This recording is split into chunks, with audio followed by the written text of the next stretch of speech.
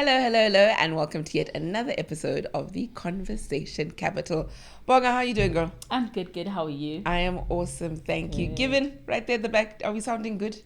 Thank you, awesome. So today is a really special day, right? We've been trying to get Mema Kgopedi for the longest time. And now we finally do. Yep. Hi, how are you? I'm feeling very guilty Is it? right now. And I'll tell you, it's because she even says, I've been meaning to do this for 2 years. 2 years. 2 years. Because we met you on the 9th of August, 2022. Bonga and I at work, at your work. I remember the meeting. I just did not remember the date. Now that makes me feel even more guilty. And for the longest time, we've been saying we want to talk about grief. You just did such a great job that day. It was off air. We were just chilling and you were just telling us your experience of grief, that we kept saying it needs to be Kgopedi. It needs to be like, this is the person that we want to talk about this. I talk so much, I cannot even remember what I said. But I'm sure I was talking about love. Yes, absolutely. You were. Maybe let's just start there. Everybody knows who you are. Being a media personality, working for Metro FM and all the amazing things that you've done. But on a personal scale, because I remember that day it was just how you expressed how much your husband had loved you. So if you could tell us the love story, where did you and your husband meet? In a hospital ward. So a friend's mom was ill. And one morning we knew she was in hospital. And on this particular morning, Kgopedi called and said, it's not looking good. So I said, okay, what do you want me to do? Because I'm that kind of person. Yeah. And she, for the first time, and I've known her for a while, said, I don't know. So I said, okay, I'm on my way. So I went over to the ward. The doctor was busy consoling her. So I asked, what's wrong? Because I can see Mum Queeneth is still there. And the doctor says, no, she took a turn for the worst. And so I figured I'm not going to get an explanation here, so let me get it from that guy. That guy is love. He looked so ruggedy. He had a creased t-shirt. He looked like he was woken up and somebody just said, Chief, come. And I didn't know that Kimuruti. So I walked in there, introduced myself, asked him what is happening. And he couldn't put two and two together. So I said, okay, I need to go do headlines. So I need us to pray. And then Kgopedi and the doctor came through and I asked Kgopedi, what should we pray for? And she told me what we should pray for. And I asked her to remind us what her mom's hymn was. And she did. And I told everybody to Google it because we're going to sing. And if they can't sing, they must hum together with me. And they did. And I noticed he was singing. So I thought, oh, interesting, nice voice. And then I said, all right, let's hold hands. I'm going to pray. He looked at me strangely. And I thought, heathen. Little did I know. And so we held hands. And as I prayed, he started praying too. I stopped mid-prayer because it sounded like my father was in the room. This is a man who raised me and taught me everything I know about life, love, God, money, everything. And so, having buried him in 2004, I thought, why would he make an appearance when I'm praying in 2009 in a hospital ward? So I opened my eyes mid-prayer. And this man was praying. I closed my eyes, I continued praying. I've got no clue what happened after that. I don't know how I found my amen. I had chills. I left. Days later, Kgopedi's mom passed away. We went and we buried her. And we hooked up. The rest is history. Yeah, happily ever after. Yes. We met in a hospital ward. We buried the patient. We fell in love, grew in love, married, had children, ministered to God's people. Yeah. Sure. How long was that? So we met in 2009, got married in 2015, and he passed away in 2021. So you were married, dated for 6 years, married for another 6. So we didn't quite date for 6 years because we met, we didn't immediately hook up. So we had a conversation and then we both agreed we've got baggage. So we had a deal of a year. We agreed on a year's, what do I call it? So the deal I made him was, take a year, sort yourself out. I'll do the same thing too. If you call me back on this day next year, then we're doing life together. And he did. And we did. Oh, wow. I'm getting chills. Yeah. It ran right through my ears. Like, yo, that's chills. That's chills. You know how it is when you meet somebody and you know that this can only be forever. And so I'm a very intentional human being. I remember thinking, let's clean up house. Yeah. So that we get on with the business of doing together forever. And so you cleaned up house and so did Oh you? yeah. Oh yeah. Oh, my. Hey, some stories are nice. We gave ourselves the clean slate we deserved. Sure. Okay. So you were doing life together and then, Yes. you know, sadly and very unfortunately, and I know that you ministered together, both being very active in the Methodist Church and you being his mamruti by his side. Prayerful Yes. woman come through. Motwa, come on. Hey, you know. And so what happens? What happened the day that he passed away? What was happening building up to that? So it was COVID times, and we both contracted COVID. He struggled more than I did, and so we had a deal that we can't both be hospitalized. So he, because struggled more than I did, we agreed that he gets hospitalized. And so we went to hospital and he got admitted. It was a very long 21 days. The first 9, he was in a regular ward. And then he went into ICU. And then the intubation happened. So our last conversation was the day he was going to be intubated. And him and the doctor did a video call. I was talking to the doctor on a daily basis. Dr. Bear was so kind. And so that day, a call came through from her number. It was a video call, so I picked it up. And both of them are on the other side of the screen and waving and doing funny little things. And he says, love, we have decided. We have no choice. I'm going to get intubated. And I said, when now? And he says, yeah, well, in the next few hours. I said, okay, sharp. I'll hold the fort. And he said, I know you will. And I said, sharp, you're coming back, right? And he said, I've got you. And that was the last conversation. He got intubated, and 7 days later, he passed away. Dr. Bayer called me at 5:05 in the morning. It was a Monday morning. I was exhausted.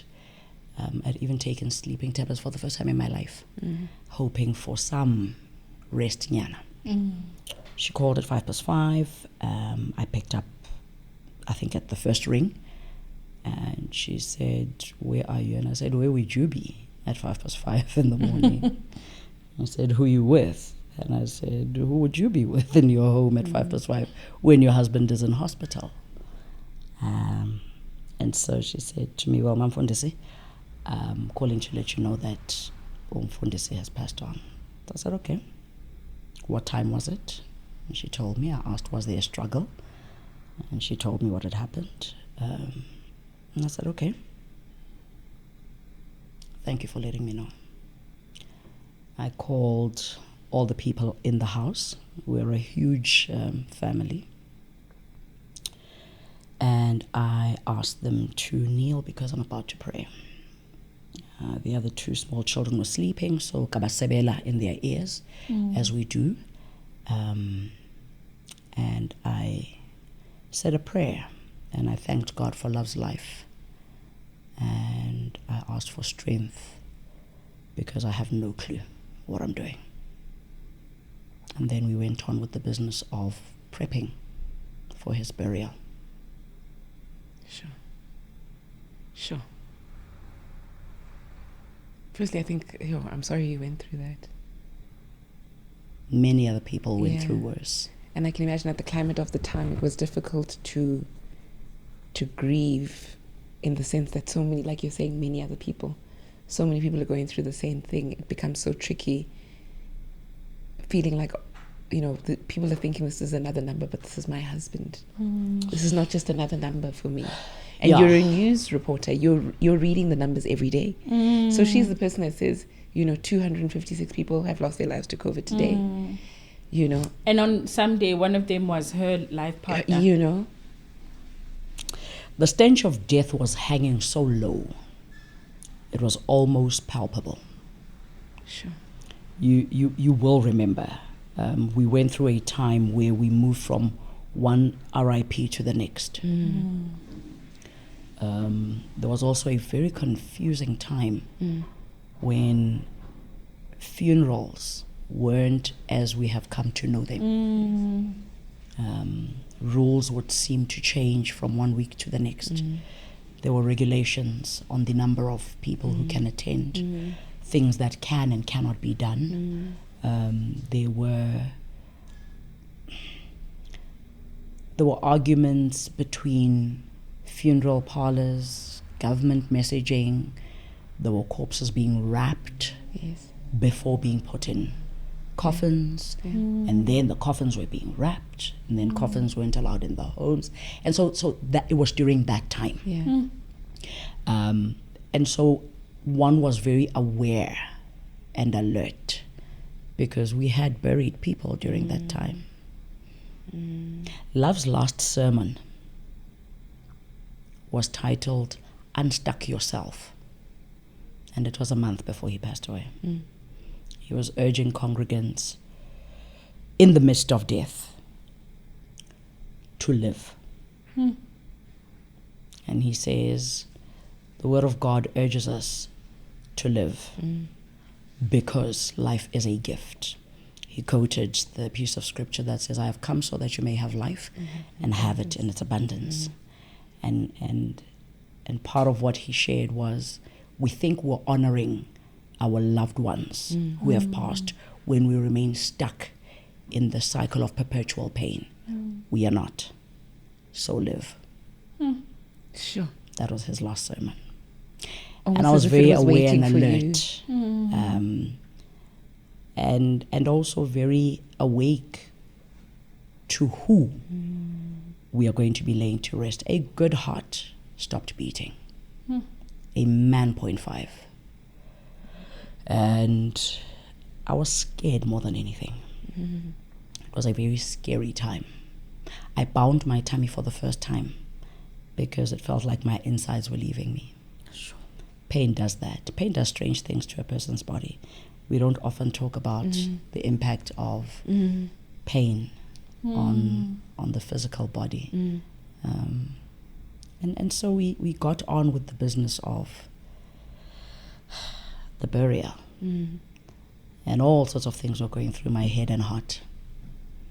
Never knew a heart continues to break after it's broken. You learn these things. And you make peace with things you cannot change. But because what are you going to do? Walk us through that. What happens first day? And I can imagine being a minister, the congregants, I'm sure you can't even have people consoling you properly. It's COVID. So what happened building up to now the day of the funeral? So we live in Joburg. But because Love and I had spoken about death, as we spoke about very many things, we even spoke about what I would like him to do should I go first. And I proposed he marries a friend of mine. Of course, he told me I'm a mad woman. So on the day, I knew that we needed to go to Tabanchu, the homestead. Tabanchu is the base, Yabo Lilokoe, Yabo Rasetlalendwa, my in-laws. And so after we prayed, I asked Mpulukeng and Mambongo, the two women I live with, who have held me together in the most amazing of ways, asked them to pack for the children. Ke be ke phutha thoto ya love e re tlo tsamayang le yona. And so they did that. I called Love's brother, Kgopedi. I called my sister to do the same, two sides of the family, you know. And then I made sure that everything is in order. And then I called Moruti wa Sebaka, who was the superintendent minister at the time, so that he then gets the message to the bishop and all other people. So by the time they arrived, I was pretty much figured out, so to say. And then, of course, a prayer was held, Golapeng, and we drove out to Tabanchu. I asked that Love's body, and it's interesting how when a person passes away, we move from Motuaka to the body. Ning Ning, it's a grave number. And yeah, such things, you know. Sure. And so you, because nothing is new. Nothing is new. You see, nothing under the sun is new. We've been here before. Sure.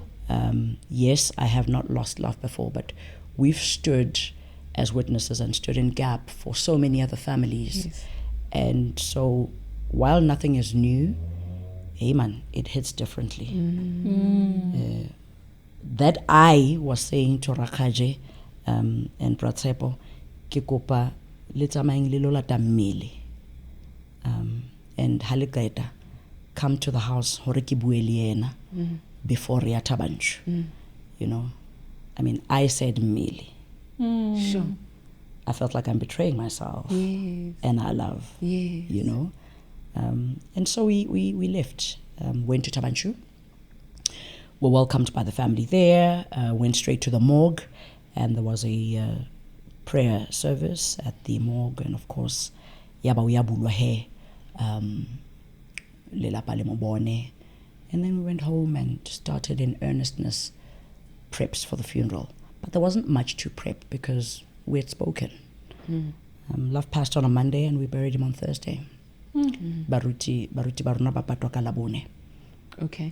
To give other clergy chance to come and grieve and mourn with the family. Yes. So that They then can at the attend. weekend they're free then to tend to At the funeral. congregations. Sure, the Yes. sacrifice So- of ministers. We don't even talk about So that.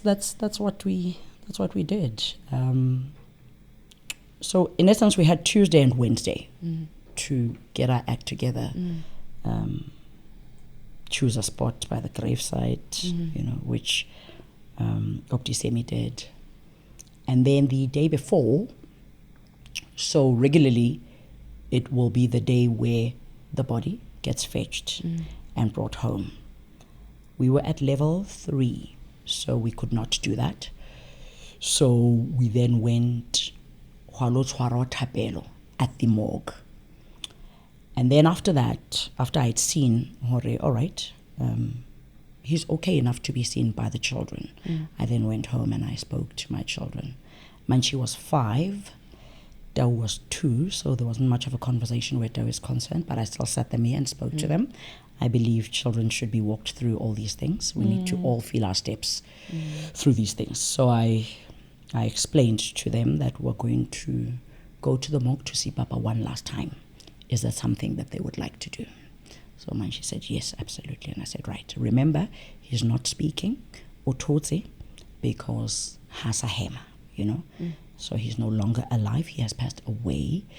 So also trying to find language to meet a 5-year-old's pain while trying to put myself together was an interesting piece of the journey. So that was what went down. Thursday morning, we had given times already to the undertaker because that's what regularly happens, right? And I was supposed to have written a tribute. So my sister asked, what's going to happen here by the tribute? And I said, no, I'll write, you'll read my message. That's what regularly happens. So she said, sure, no problem. There was a problem, however. I didn't write because I couldn't write. So now it's day of burial. And it is past 6. And the body is on the way home so that Rietemi etlo ya hae before we go to the church. But there's no tribute. But there's a slot for the tribute in the program. Also, it was during that time where if people wanted, they could beam the service. And we had chosen to do that too, understanding that not everybody was going to be there. So Rakhaja reminds me, cuz tribute? And I said, I'll make a plan. So I quickly went into the bathroom and I recorded a tribute. And I sent it via WhatsApp to Rakhaja, who was handling sound and everything.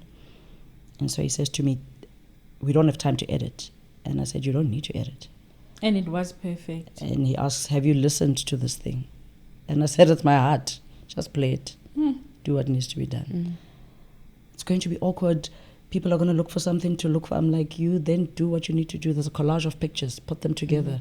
Play Tsepotsolas Holukila's background music. Do what needs to be done. And so he did just that. I can only thank Rakhaja for holding my hand and really just bearing with me through such a time. Because I think I was a menace. I was a nuisance to deal with. There's a Xhosa saying, intlungu ya botisa. Pelo bohloko e ka o tlaedisa. And so Sure. I imagine there was a time where my tongue was a bit sharp. And so I can only be grateful for my community And the patience. who held me down and held me in kindness during that time. I'm like getting chills like the whole time you're And talking. in this time, how's your relationship with God? What are you saying to God? What's happening? So there are things that we don't move from. When Love's body was wheeled in on the day he passed away, I sang a hymn.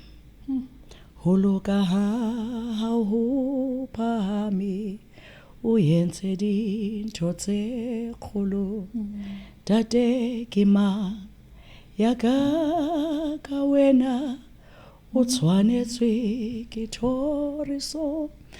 So even the choice of him could be questioned by somebody who's listening, thinking, why is this woman praising when her husband's body is being wheeled in? But that hymn, ke sefela sa lelapa, it is the corner we run to when we make our petitions to God. It is the hymn we hold on to. Ke seikokotlelo sa lelapa la kwa Lilokoe. When we ask for things, when we thank God for things. And so you are probably wanting to ask, what on earth were you thanking at that point? Or what were you asking for? Well, it's simple. We have been promised that none of us have permanent residence here. We are always mindful of that. Love went as far as to say, even at the height of our euphoria, we still acknowledge that death is a part of our life's journey. And so I actually imagined him at the time leading his very own body with words that he has uttered with so many people that he had buried. Modimo na neile, Modimo khutletse, o nkile, ha ho roriswe lebitso la Modimo. And so my conversation with God was, bra, you got me here. Hold my hand through it all. You're not leaving me here. That was my conversation with God. See me through this mess. I've got no clue what you're doing, but I'm trusting that you know what you're doing because I've got no clue. And so that was my conversation with God. There was a bit of anger. Yeah. Because we had plans, man. I mean, together forever. How? We had plans, bruh. We have got little people we brought into this earth. And they're still two very strangers, little. you know. And I had no clue what to do or what I was going to do. I had no plan. Love was our plan. Love forever was our plan. But we know. I mean, we vow, isn't it? And so Lifu visited. And so I held on to my God's garment. I literally held on for dear life. I find that to be amazing to say, my husband was a good person, was a minister. You didn't have those questions. The questions that you had was just around, you put me here and you're going to take me through it. The biggest challenge is the how. Because I've got no clue. I don't know how God's schedule works. I don't think any of us do. We're not given a criteria. Bruh, I mean, so then my thing then is, okay, sure, you're a higher power that I've submitted to all my life. Umudimo that our parents taught us. So sharp, okay, you're in charge. You know what you're doing. I've got no clue what's happening. Hold my hand through this and hold me together. Sure. Do you feel like God had given you like a supernatural strength during that time? Kingani more than anything. Kingani. You know? Hamatla fela. You hold on to ngani.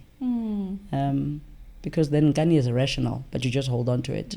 Because it's a difficult time, man. I don't think there's anything like being strong during a time like that. Ne. You often hear people talk about, oh, you were so strong. You almost want to say, really? Shall we unpack that? But you don't go there with everybody. Ne. Talking about going there with everybody, I think for me, one of the highlighting things, it was a big deal, you know, your husband being a big minister in the church, you being his mamruti, you being a media personality. I think there's another layer to now navigating in the public eye. No. Not at all. I released myself from that pressure a long time ago. I don't subscribe to those rules. No. I'm doing me. So you had no, if anything, it was support from public, or did you find yourself just too many people are looking, or? I don't know who was looking. I was busy looking at my children and then looking at God. Sure. So I made a call that morning, as we need to. Marissa was still the secretary there near the station. I said, Marissa, I won't be coming in. Love just passed on. So see to finish kind of thing, you know. But no, I felt absolutely no need or a pressure to be put together for the public. No, I must say. Also, my community, I think there's an unspoken rule where we've just said, we don't play like that. We don't do that here, you know. We're going to go about the business of living and pitching up as our authentic selves. The business of living. Yeah. It's a lot. Yeah. We're winging this life. Now to factor in the public. I do remember what I did, though, because somebody brought it to my attention. A friend said to me, man, I'm not sure if you're aware, but there's been such an outpouring of love on Twitter. I have a Twitter account. And I said, oh, really? Okay, sharp. And I thought I'm talking about an extended family of sorts. And that's how I view my engagements on social media. So indeed, I think a week or two after the burial, I logged on and I was overwhelmed by the number of, is it notifications? Yes. And I thought, no. I think it would say 10 or 12. And I thought, okay, this is a lot. Dingada, I cannot get through them. So I wrote a thank you message and I posted it. And that was the last time I was on Twitter. I just don't have anything to say. When you don't have anything to say, you say nothing, right? So I don't have anything to say to my extended family. There are always these guardians, I believe, that come and help us. Sometimes it's an unexpected person. Sometimes it's just somebody that God says, right now is your time. You need to meet Kgopedi at her need. Whether that person knows they're being sent by God or not, or whether that person knows that there's a bigger agenda at play.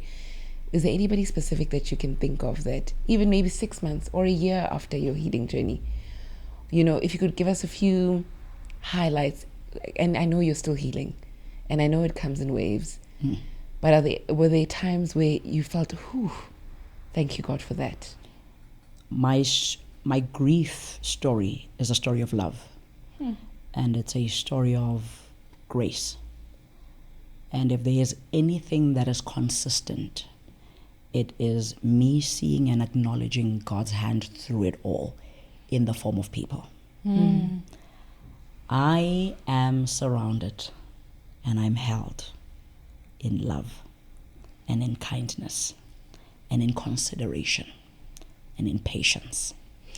So the day of Love's passing, one of the decisions was, we need to drive to Tabanchu. And I remember somebody asked, you keep saying Lea Tabanchu, who's going to drive?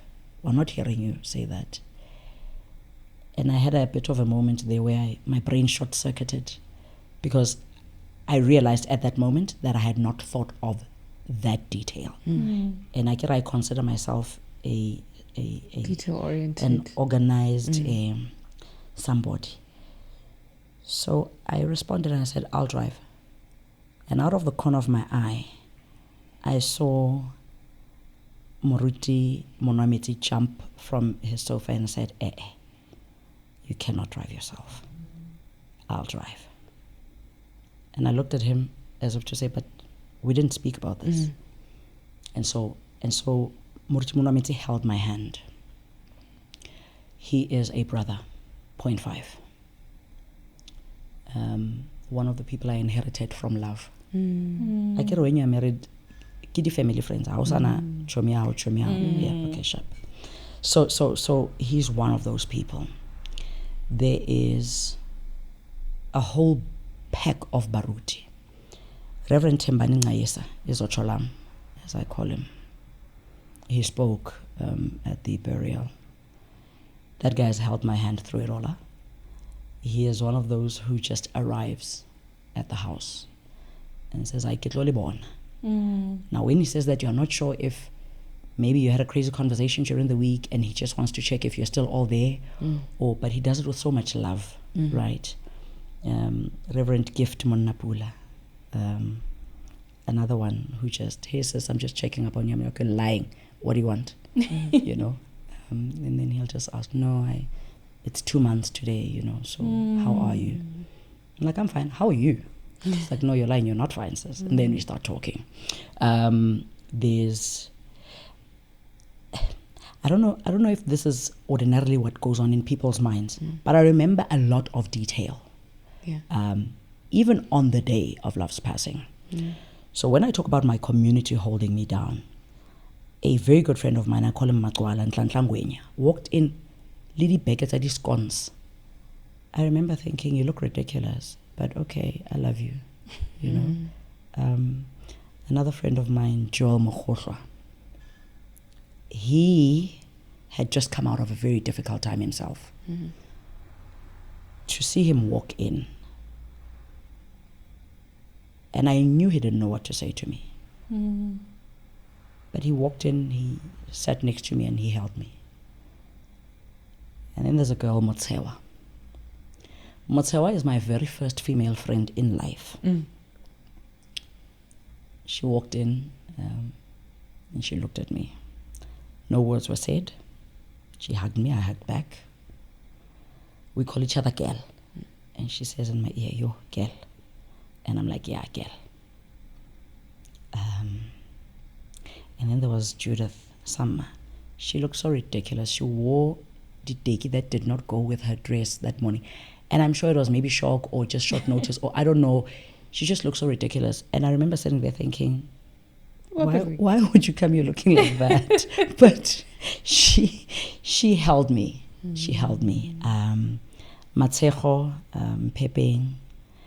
My sister stays in Mpumalanga. And when I called her, all she said in my ear was, oh my God. She wasn't there. But I don't know if this is about to make sense. I knew that woman was carrying me. Sure. She still carries me. She works in a hospital. She left that day and she arrived the following day. Kabas, She continued to stay with me for a month. I even asked, Does your boss know? Do you even have these days? You are here for a month. And she just stayed and did what needed to be done. Rami cooked for me for close to a month. And these are people. That's a community you've got. Tando and Matibela just, I think on a daily basis, Tando will just call, Mngani. Yes, Mngani. Hey, angeke ngithi kunjani? Mina, Okay, so, and then would go on to have these mindless, disjointed conversations. But that's somebody saying, I'm here. Right?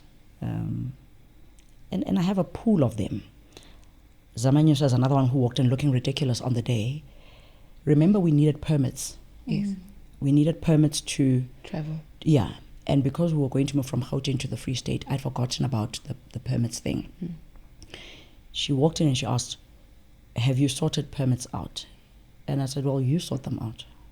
I carry my friend and you're here. But I remember thinking, why do you look like that? She had green tights with, I think, a maroon. but these are my people. Yeah. You know? And this is love in motion. All I am is a ball of love, man. And all I am is a servant, right? To see people rally around you with so much grace humbles you. You're not sure if mutu kwena or mutu ki love. And so you're not sure, are they just carrying you for his sake or they're just carrying you because kwena. But hosalang you're being carried. Yes. Hosalang you are being carried. Absolutely. Absolutely. Oh, thank you so much. Speaking to somebody at home who's experienced grief. And like I say, I keep saying it. I know that you're still going through it. Oh, yeah. What are some of the things that have helped you navigate this time? Keeping my feet on the ground, feeling every step of the journey. What do I mean by that? A lot goes unsaid during such times because we're planning for the funeral. After the funeral, you're in mourning. And then there's stuff to do. So, so a lot goes unsaid because there's work to be done. There's stuff to be done. And also time waits for nobody, I get it. Yeah. This time thing, it goes on. Yeah, it does not stand still because when your heart is broken. And so keep your feet on the ground. Feel every step of the way. Talk to yourself if you have to. It's called licking your own wounds. I was surrounded by a lot of people, but many of them admitted to not knowing what to say to me. And I got it. I got them. Never know. Because Love's passing touched so many people. Yeah. Because he was such a big human being. He was such a big heart. I had an 18-year-old call me, crying and saying, so, Mamfunde, so who's going to talk me through my next heartbreak? And then I learned that when she was 16, her heart was broken. And Murutu Wahai, Love, took her out for a date to talk her through her heartbreak. And so this 18-year-old calls me to share this with me while I'm going through it all. So keep your feet on the ground. Feel your steps and be patient and gentle with yourself. There is a guilt that is unexplained when a loved one passes. It is almost as if you, the surviving partner, has failed at something. You dropped the ball somewhere. You could have done something better, or you could have approached this differently. I struggled with that. Could I have taken him to a better hospital? Could we have had him admitted earlier than we did? We struggle with that. So be gentle with yourself. Then there's the betrayal that we don't know how to talk around. The betrayal of seeing your partner in a coffin, lifeless, when he has promised you a together forever. Like, bruh, wake up. Wantlohela. You are leaving me, right? And these are things that are unspoken about. because they may sound improper. They may sound insensitive. But there's no manual to this life thing. There's no manual to pain, hurt, loss, death of a loved one, grief, mourning, none whatsoever. So do you, boo. Do you, boo? The best way you know how. Watch your tongue while you're at it. We tend to overshare. We tend to, and I think it's in a bid to try get rid of the pain. Yes. We Yes. think it's an outlet. Yes. Please expand on that some more. Where do you draw the line between sharing and oversharing? Like where you need to... When in pain, you don't know where the line is. Nah. So let alone drawing it. Yo. But then be mindful of who you surround yourself with. Because remember, it's also a vulnerable time. We are a people who, we keep our doors open. So when Masimamang says, Man ke kopa ho tlo bona, are you going to say no? Right? Okay. So they come back to bona. And then they ask all sorts of things. And your inner person says, but this is none of your business. Why are you asking that? If you're not guarded, Sure. if you're not feeling your steps, you're going to overshare. People will ask things that are out of this world. Sometimes also speaking from their pain Yes. and not knowing what to say. Yes, yes. People need to unburden themselves Yes. from the concept or the idea that you need to say something profound. Yeah. Ooh. We need to learn that it's okay to shut up. And just be... And just be there. Yeah. and hold your hand. Yeah. Also, this being their business, their boundaries, right? Don't be there and start going into my bedroom. Ask for permission. This is somebody's home. Yeah. I've heard of stories. I've heard of terrible stories of people stealing. I've heard of stories. It didn't happen to me. Because I've got people. I'm held, you know. But you hear horror stories, right? Let's not because re tabotswe ke bohloko ba lefu. And that happens a lot. There's all sorts of oversharings. So hitting cause of death cause of death you know. And shame, you afford them grace because you almost want to understand that they're also speaking from not knowing what to say to you. Maybe But they're that's speaking kindness. from shock. That's also. kindness on your side. Yeah, I mean, rebatu, you know, be kind, you know, because you want kindness shown to you too. And parenting, how has that been post the loss of your partner? Overwhelming, daunting. Find another word, please. 6 degrees worse than that. Motherhood overwhelms me. Love is a hands-on parent. So there was a point where I was just an over glorified girlfriend, you know, and he did the things. And then you realize so everything's on me now. Kore ha ba re ko crash ho na le eng ke nna ko sekolong sa o mong hona ke nna his ear so ke nna ho fedile tamaji so ke nna hape. The bulb went out. So overwhelmed is the one word that just comes to mind. But you know, God is gracious. We wake up every day and do the things that need to be done. Sometimes we're on top of the game. Sometimes you're just bloody clumsy. Sometimes you don't want to show up, even for yourself, let alone for the little people. But there's something to be said for routine, hey? I started writing a lot of things down because it was a tumultuous time. A lot is going on inside. So then common sense dictates, okay, if you want a bit of order, write things down and try stick to them. And the things I couldn't stick to, then I put up my hand to my community, hey, help. And 9 out of 10 times, somebody comes and does what needs to be done. I learned that it is okay to ask for help. And I can only be grateful that almost every single time I've asked for help, I've received help. Sure. So a strong community. Solid. I use the word solid. Even on the day that we met, you had spoken about, I think one of your children need dermatologist. Yo. And you said you didn't know anything about it. No, I was didn't. handling all of that. My children's dermatologist reached out to me upon learning Yes. of the news of Love's passing. Yeah. Because all their dermatologist visits were done by him. We'd moved from Cape Town to Joburg. And so we'd gotten a recommendation.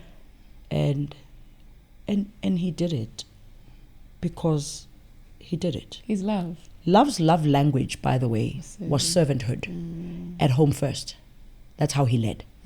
At home first. That man would wash my feet and give us communion at home before he went and served communion at church. Love would put out his children's clothes when he was going away for a weekend. As if ke holofetse, you know, as if but that's his love language, right? And so I didn't know where the dermatologist rooms were. And so she reached out to me and said, Mamuruti, I'm sorry, 1. 2, I'll also call you back in a few weeks' time because your children are due for a visit. I'm like, okay, where are you? Midstream. Excuse me, where? I didn't even know they were driving that far. So, and I can imagine somebody judging me thinking, Musari, That's a Phoenix. how did she not know? But I didn't. She reached out and she still holds me down till today. Yeah. She comes to the house. Yeah, I can imagine losing someone like that. And Yeah. Grief is something that I think, I don't know, it would take 1,000,001 different stories, to try to figure out, because we spoke about it off air. Like, your story can't necessarily be the narration for all stories, that you can never be the poster child for grief, because everybody's so different and there's so many nuances to navigating the pain of it. And it's personal. Yes. But there's something specific that you said. And when you said it, I said, I know that everybody's story is different. But maybe this can also be somebody else's, solution or help. And it was around working through the pain using your hands and the different things you've established over the years, yeah? So you realize just how much time you have after burying a loved one. And then it also gives you an insight into your own jolo. So actually, all we were doing was just so suddenly, I've got so much time, right? And I thought, what do I do with myself?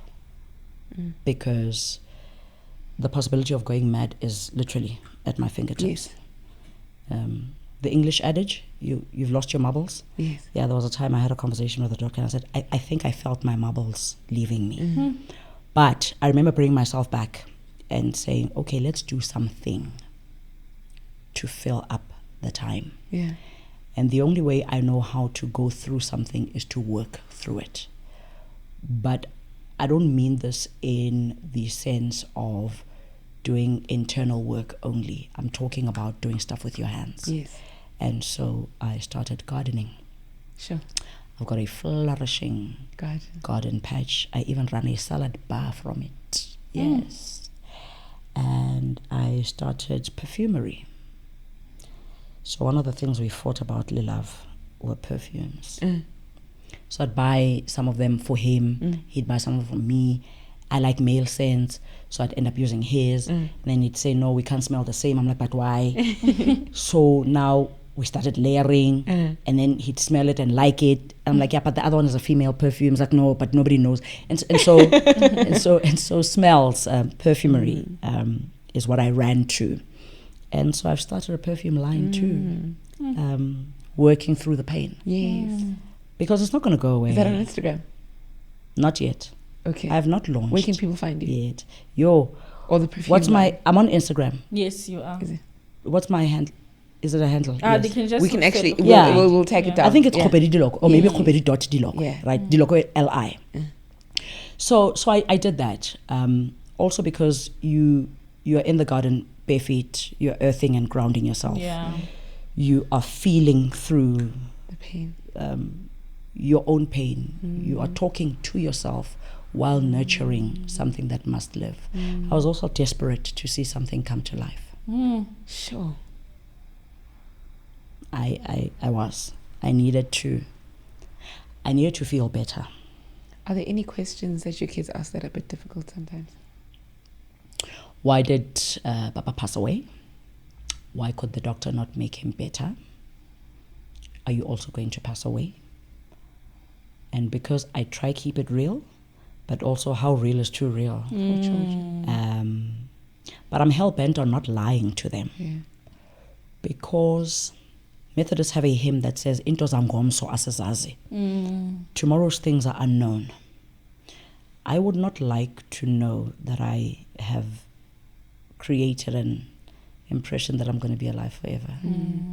And then leave them with the disappointment of a parent who did not hold out her end of the bargain. Right? While I was desperate to want to hold them and say, I'm here and I'm going to be here forever, I can't do that. So yes, there are those difficult questions. Manchi is starting to find expression to her emotions. And so we've moved from I miss Papa to I miss Papa and it hurts. Sure. Right? I wish Papa was here. And so our language is morphing a bit from just, oh, I'm sorry when I get, to I miss him too. And it hurts too. What are we going to do? Yeah. Right? And it's amazing how we don't give credit to little people. They feel and know things. Yeah. And I have old souls. Doesn't help that we've given them my in-laws' names, my mother-in-law and my father-in-law. So ke batho ba baholo, ba le banyane. And so we talk through it, man. We have a place where we sit and light candles. That's where we have agreed, both of us, that we don't know, but it hurts. So we're just going to sit here until it gets better. We've fallen asleep there a few times. Yeah, and we just hold on to each other. Yo, I could talk to you the whole day. Ask kiss. You don't want to do that. But thank you so much. Thank you so much for just sharing your heart. And one could go on and on asking questions. And like we've said, everybody's story is different. But I know that your story has helped someone today, or has helped a few people today. Cut yourself some slack, man. Yeah. Grief is messy. It's messy business. The emotions, the disappointment, the feelings of betrayal, the anger at God, the regret of unspoken things, the plans we had, not knowing where to go from here. It's messy. In-laws, family, thinking now what? Even the congregation, I'm imagining that you took over the congregation. You know, I know that this is privilege. I have been held. I don't have horror stories to share. Sure. I know horror stories from other people, where the church is concerned, where their in-laws are concerned, where, there's stories of women whose funeral programs were done for them. They had absolutely no say. That's not my story. Right? Grief is messy, so be gentle with yourself. There are things you're going to remember that you don't want to remember. There are things that are going to trigger you at the most inopportune of times. Feel your way through it. There are also glimmers, little pockets of joyful moments and hope and happiness and sheer joy. Also, we need to let go of this idea that grief is linear. It's not. You can hurt while healing. You can laugh and then cry. You can celebrate a birthday right in the middle of your mourning period. Right? It doesn't take away from the fact that you're mourning. No, it actually enriches your ultimate life experience. And don't die before your actual death just because you've buried a loved one. Most of us get stuck in this rut of raw pain.